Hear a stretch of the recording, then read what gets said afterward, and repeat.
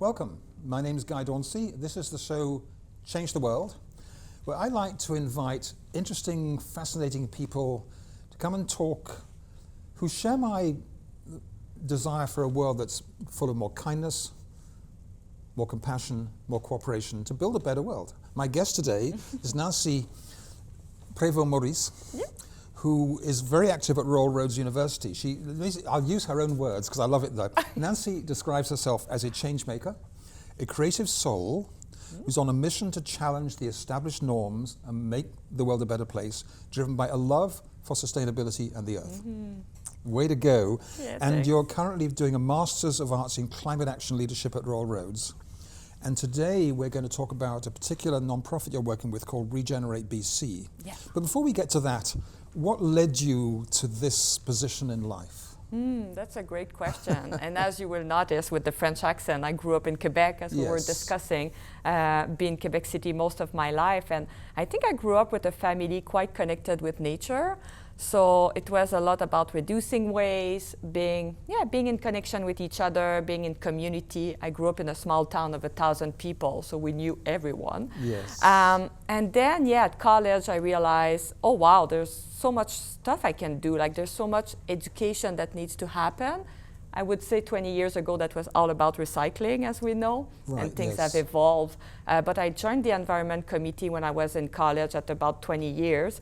And we created actually the environmental committee there with a few folks. Okay. And I remember being very impressed that they took me. I was like, oh, I have no experience. And now I know that everybody can None be of us part have of the it. conversation. Yeah.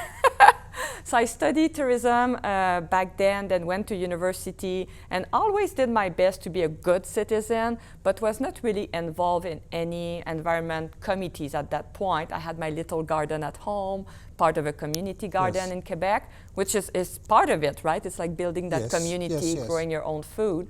And then when I moved to Victoria in 2017, I don't know what happened, but something by coming to Vancouver Island just like blew my mind of being like, wow, there's so much nature and the ocean, but on the other end, there's quite a bit of pollution still. So I think I was kind of, poking around, going to a lot of community events just to find out how can I be part of it, part of the movement. And that led me to a job at Royal Road doing event, and the team there was very helpful at just listening to new ideas. Yes. How can we do events, wedding especially, Yes. in a more sustainable way?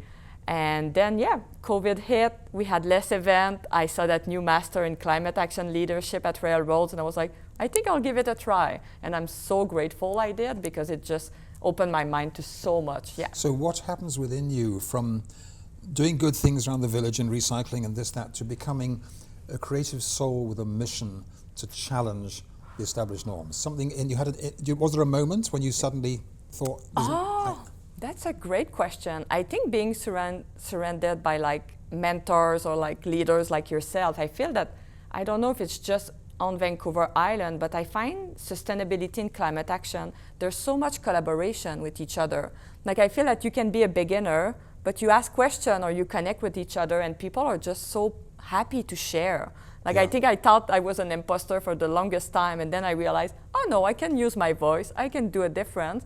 So I don't know if I had, maybe one of the moments is I created a small business with my cousin here in Victoria called the Nula Project. And I think when we got accepted with Synergy Enterprise, they do a lot in sustainability and circular economy. I know Jill Doucette. You Yes, do? yes, Amazing. yes. And I think that was one of my moments. I think when they said, you know what, you have a business idea, we'll help you out. Right. I think I realized I was like, whoa, maybe I can do more or different than... So tell me about Nula before we get to Regenerate BC. Yeah, It's perfect. about non-disposable cups, right? That's correct. Permanent. So we realized, my cousin and I, we both grew up in that same small village. She moved here 20 years ago, and we lost kind of contact for many, many years. And then I was driving my car across Canada, and we got a call together, and I was like, I think I'll end up in Victoria. And she was like, please come here. I've never been here before. You can imagine how I was like, wow, I was in paradise.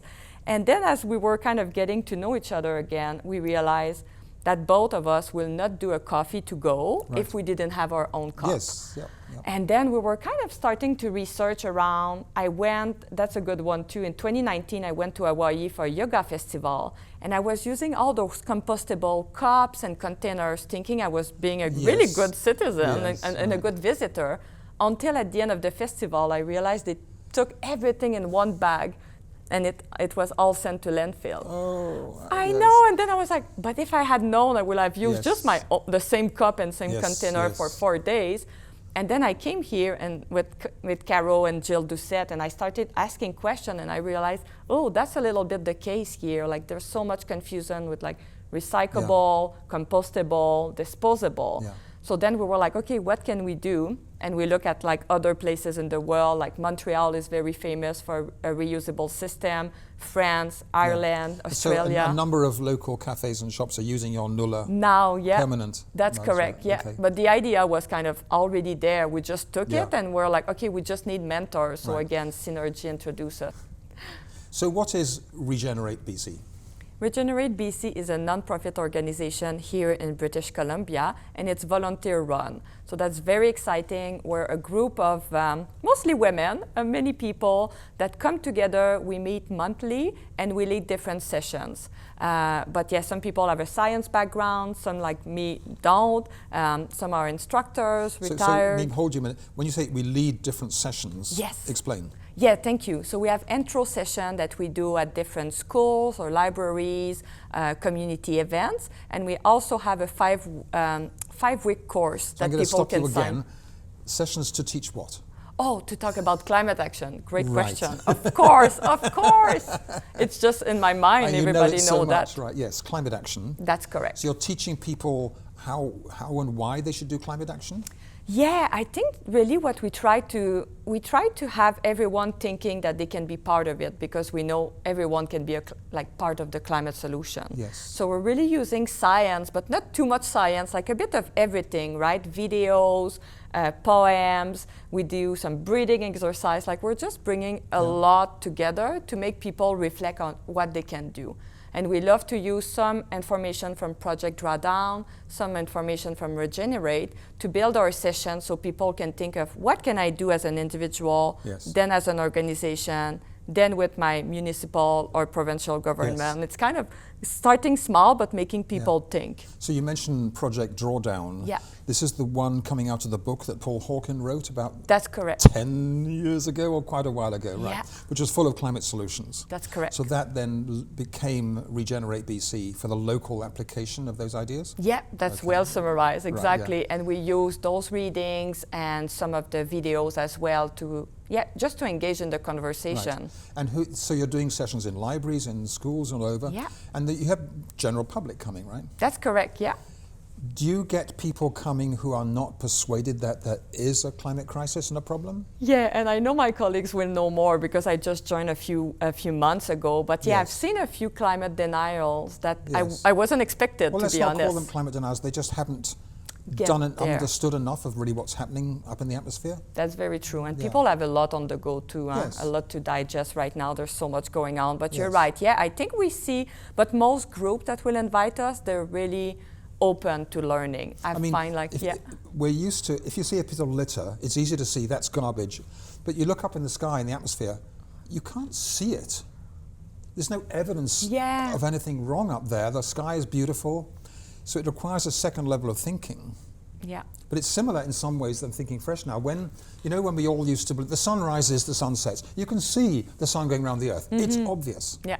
It took very complicated mathematics to realize by Copernicus and people that actually know Earth's going around the sun. Yeah. It took study and science. Yeah. So it takes study and science to understand why we got a climate crisis, why the pollution from fossil fuels and from methane from cattle and cutting down forests is adding the pollutants into the atmosphere that traps the heat. That kind of blanket around the earth, you're right. To do, yeah. Yeah, and I think that's why using images, we find it very powerful. Yes. When we show, we will show data and we'll talk about it, but showing images of, as we know, like climate disaster or stuff that happened elsewhere that we're like, we're not necessarily safe in Canada or in British Columbia. Yeah. Things will happen and happen here. So I feel that those will start conversation and people thinking. And to people, I mean, it was always the saying that this is a 100-year storm, or this is once in a 1,000-year storm. Yeah. And then you notice, well, this 1,000-year storm is happening every 10 years. Like, to understand why that acceleration, because there's always been storms, there's always been droughts, there's always been fires. But it's that acceleration that's happening. Exactly. Which, I mean, because I've been immersed in the climate field for so long, it can get really scary when you look at what's coming. I mean, they were heading towards, 2 to 3 degree temperature increase, Celsius. And the last time the world was that much warmer, say 3 degrees warmer, sea level was 20 meters higher. And there were trees growing in Antarctica. I think, okay, we're really... That's not the Earth we know, huh? No, this is not the world we know. And... So when you go into the solutions, do you try to draw people into becoming activists and doing stuff for themselves? I would say yes, and again, there's no pressure when we do workshop, and I think that's what people like. Even the 5-week series, that can be every week, that can be every month, it really goes, and it's free as well, so people from different backgrounds, will just join, but I think it's really about, I lost my train of thought, sorry about that. Yeah. It's almost like empowering people to find one thing or a few things that they want to work on or learn about. Yes. Like I recall one person that was leading one of the sessions when I joined, like a year or two ago as a participant. They were very all about refrigerant. Yes. So that's a fight. Or so just another story there is the particular F gas. That's correct, It be used for refrigeration. When that escapes, it's like 3,000 times more powerful, traps more heat in the atmosphere. So that was amazing, right? To be in a workshop being like, oh, that's not something I never thought about. Yes. But then there's another participant or a leader in the workshop that tell me about it. And now I'm curious. And now I get all the resources to go and dig. So in the various arguments you use and the information you present, which are the ones that really grab people successfully?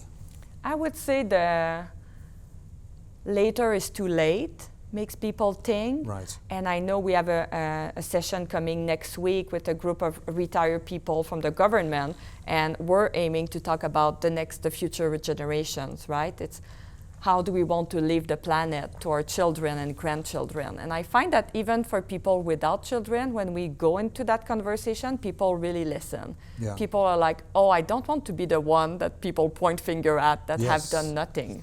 Do you remember when I first came here, you see an RV in front of you and a bumper sticker would say, I'm spending my children's inheritance. Oh, wow. Well, that's just the money, but our behavior can be as well, spending their inheritance as well. If we're destroying the earth they're going to have, right? Yeah. So I would think this is a powerful moment most of the time. And we often ask people, when was the last time you talked about climate action? And some people will be like, wow, I'm lucky we talk about it every month at my workplace, or I have someone in my family that is an activist in this thing. So then people start sharing with them. So that's what I like by session. Or someone might come from a family where their uncle says it's all nonsense and doesn't want to talk about it. So to avoid arguments, you just don't talk about it.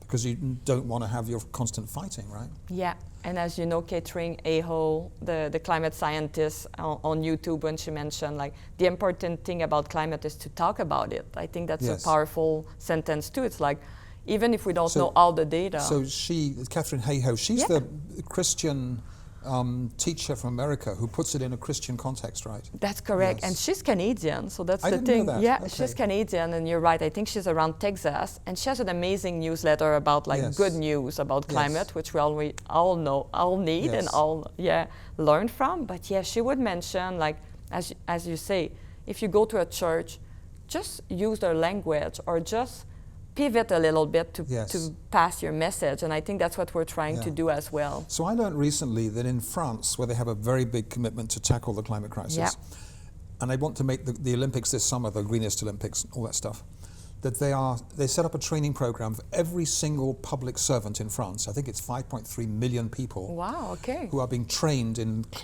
basics of climate crisis, basics of the biodiversity crisis, and the basics of the resource use crisis, all the minerals and everything we're using. And they started with 24,000 senior civil servants. Okay. And they plan to have every public worker in France by the end of 2027 trained in this kind of thing you're doing. Wow. Right? That's how they've realized how important this educational piece is, right? It makes me think of when we talk about teaching the kids as well, right? Yes. Just by having a little, I see that a lot in Victoria, like school will have a little garden. Like when you start taking care of the soil and being outside, it's very hard, I feel, to get disconnected from nature, from what we need to do. So kids, can be a good one, or public servant, like any point. Do you discuss controversial things like liquefied natural gas? A little bit. I don't think we have because it's more like intro session, and in 5 sessions, I don't know yet if some people have taken, for example, the 5-week series and be like, oh, I want to do another one. Yeah. That might be there. But I think I would love to, but it's hard. Like I'm still at that point of like, being controversial. Yeah. Well, because the expansion of, it's a fossil gas. They call it natural gas, but it's a fossil fuel, right? Yeah. And because the gas comes from fracking, and the gas is methane in its raw form. If you turn your cooker on and don't put the match to it, that's pure methane going into the atmosphere, which is trapping, what's the number now, 80 times more heat than carbon dioxide? That might and so liquefied natural gas has all that methane that escapes as part of it, which makes it as bad as coal. And yet our BC government is planning to help the expansion of 6 LNG projects. I saw that. So we can't meet all the work everyone else is doing to have a heat pump in the house, to have electric vehicles, to cycle more, is going to be wiped out by the expansion of the fossil fuel program. Yeah. So I think that it's really impossible to discuss climate action without getting into some of these controversial areas, right? Yeah, and I think maybe as a beginner, that's what I'm learning too. It's like getting to know, being comfortable with being uncomfortable almost. It's like I won't have all the answer, but then we can point out people like, oh, you want to learn more, go there, or ask that person. Because you're right, misinformation is a huge and I've learned, being quite a public figure, if someone says, I don't know about that, I need to learn more. And not to pretend I know everything all the time, because we're all learning. I mean, 20 years ago, I knew nothing of this stuff. And things keep changing, you're so right, And those people, as we know, the fossil fuel industry and all those industries, they have a lot of money. So they put out all those ads, right? And making the public think. So even myself, sometimes I have to question myself. People will come at my workplace and say, hey, here's the next good step we're doing. And I always have to question, is that a really good step? Well, on the BC Transit buses, there are big adverts saying, LNG will reduce global warming emissions or something like that. And it's a lie. And people are not. It's not true. Accountable for doing those lies. And we take it for granted that there's some kind of responsibility in the public sector that tells us that stuff. So that's a good point. And do you get discussions around the carbon tax? It's very topical at the moment. Everyone's talking about the carbon tax. I haven't heard anything recently, so we'll see how that goes. But I'm sure, we'll have to add a few slides about this for sure. A colleague of mine who does a regular newsletter called The Energy Mix wrote a piece saying, I can't believe we have to discuss this again. This was a debate from 15 years ago, and the carbon rebate gives more money back to most Canadians than they pay in the carbon tax. 80% of Canadians get more money back in the carbon rebate than they pay in the carbon tax. And people are not knowing that, so they think it's just pushing up the price of gas and stuff like that. But there's more money coming back to us because it's a very well-designed tax. So we need it to be explained like you did, exactly. Those people don't use that language, that we can understand. So what is the insights that you've had in being a teacher in these sessions? What's the learning for you? Great question. I think for me, and just finishing my master, right? As you go to school, you learn all that theory, and then you're like, okay, how do I make sense of it? And I think for me, it's also being aware of Indigenous knowledge. Like for me, that was a big eye-opener at Railroads. We had so many Indigenous scholars coming and doing kind of grounding practices as well, of like kind of coming back to the basic of just taking care of the land, as we discussed a little bit. So I think it's what I love in those sessions is balancing both sides. So grounding people, as I mentioned, like reading a poem, having some very inspiring videos that we run, like short videos that I know there's one that is Yes. a young indigenous Brazilian lady that she's so inspiring. So I feel that like showing that and seeing people face, you know, people at the beginning of the session, they're all a little bit like this, Yes, like, yes. oh, we don't really want to talk about climate action or climate change. Yes, yes. And then after a few minutes, I feel people open up, and Right. then we do a lot of discussion with our neighbor. So I think that community building for me is the wow. It's like people really feel they can be part of something. Have you seen any of the videos from England in particular with the climate choirs? Oh, Who no. are doing climate, they're trained, they're ordinary people who got together, they trained, and they, instead of just a protest, well, stop this, stop that, Yeah. they're singing in 4-part harmonies, well-rehearsed songs, and one instance they'll go into a cathedral and sing this song, or they'll go into the offices of an oil company, and it's amazing because the singing is uplifting and positive Yeah. and joyful, and the message is saying, you know, because people realize how really serious this is. Yeah. And so the worst thing you could do is do sessions that leave everyone with more climate anxiety. Think, oh my Yeah. God, I wish I'd never gone. Yeah, because then we're just buried with But you information. know, I have a background in Britain. My parents were both active in World War II, and Okay. you got the biggest disaster ever. Hitler's about to conquer you and take over. Yeah. But the spirit was not one of anxiety, and you know, individually you might feel anxiety and fear, but you know that everyone's working collectively to make a difference. And we don't really have that yet enough in Canada, because people feel it's still controversial. You know, Yeah.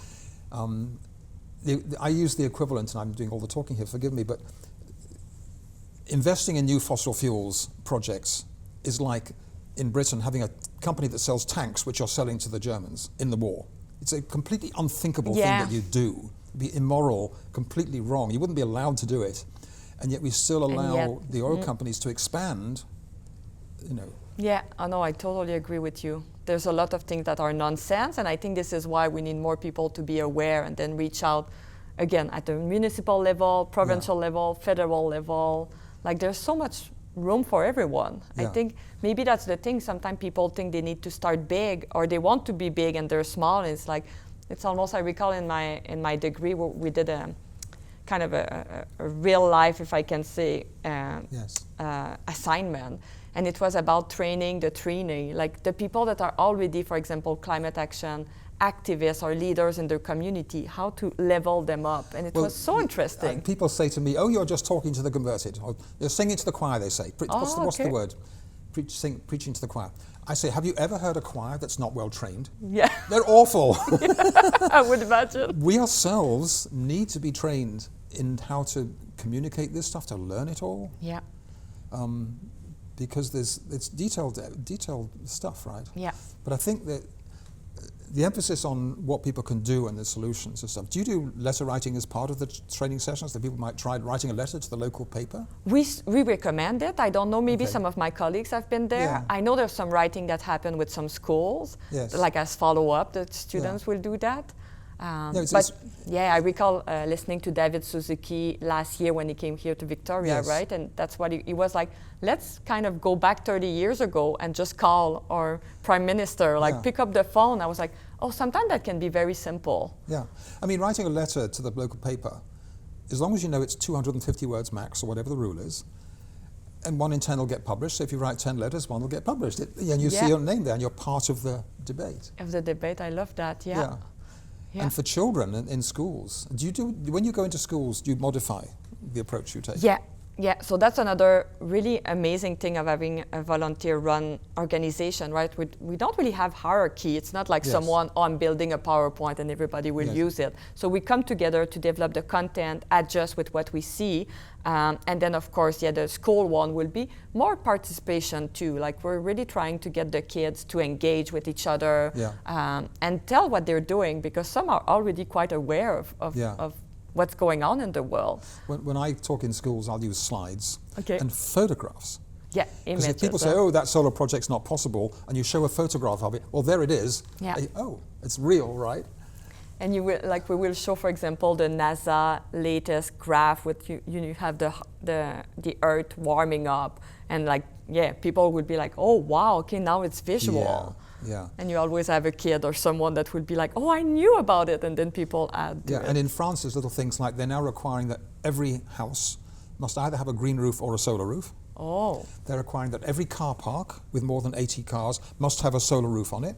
Which gives you makes shading as well. So much sense, yeah. And now they're developing agro-solar agriculture. Okay. So you have your field full of whatever it is, and the panels can be vertical, they're not flat, and they will tilt with the day, and they can shade the crops. And you're farming at the same time. You're not losing the land to the solar, you're doing both, right? Mm-hmm. And you think, oh, wow, this is so obvious, why don't... Why don't, yeah, and I love what you mentioned, because that's exactly the thing, is like most solution exists out there. Yeah. Like there's already countries. And in India, they have these canals all over the place carrying water in India, and they started putting solar covers on them, which stops the evaporation of the water. It's free. Yeah. And they, well, duh. Yeah. I recall doing my practicum in tourism, again, was it like already 20 years ago in Costa Rica? Yes. And like the way they do tourism, and the word was ecotourism back then, was so new. But again, I'm like, so much that they were doing there can be applied elsewhere. But we're kind of, people seems to be, organization or government, reinvent the wheel sometime, but it's like, it already exists. I'm sure our time's running out. How is Royal Roads doing as a university in terms of becoming greener and more sustainable? Yeah, actually the role I have at Royal Roads now is to talk about net zero goals from government. So I connect with a lot of programs, students from everywhere, Canada, elsewhere, to talk about sustainability, and people are really interested. So would things like free parking for electric cars be on the list? I hope so. I hope so, because I would love to get free parking. But I think for now we're really at the, again, the engagement level. We're building a farm so people can come and garden, learn how to garden, learn how to take care of the soil. Right. But there's, the climate action plan is full. But what about all of the sessional tutors and professors and lecturers and their thinking? They might be teaching math, or they might be teaching economics. Do you have a chance to... I love what you said, that it's kind of embedded there. That they are trained in this framework. Because otherwise you can teach economics and climate, that's just an externality. We don't need to think about that. Yeah, you make me think of one class I had on building a business case for climate action. Yeah. And the instructor had to push himself, because that's what he thought. He was like, okay, now I'm not teaching business, I'm teaching business case for climate action. Yeah. And it was lovely, and it was pushing the boundaries. Well, look, Nancy, our time has run out, but I want to thank you. And how many people in Regenerate BC altogether? I think we're 5 on the board of directors now. Thank all 5 of you for doing this voluntarily public service in helping us understand the climate crisis and helping us get more engaged in the solutions. So, thank you for what you do Thank you for all your work. It's wonderful. Thank you. So my guest has been Nancy Prevost-Maurice. My name is Guy Dauncey, or in Quebec, Guy Dauncey. And you've been watching Change the World, and thanks for watching.